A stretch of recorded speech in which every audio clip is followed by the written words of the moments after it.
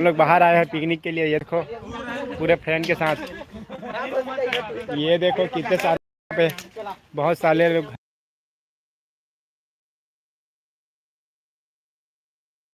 ये देखो भजिया बना रहे हैं यहाँ पे।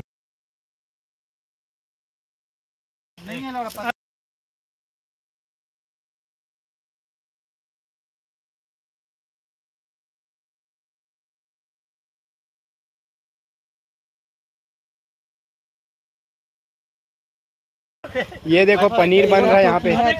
ये पनीर, ये देखो भजिया बना रहा है यहाँ पे। बहुत ही अच्छा दिखाई दे रहा है। पहली बार बना रहे हैं यार कुछ तो प्रॉपर साइज में नहीं बना। देखो कैसे कैसे निकल गया है।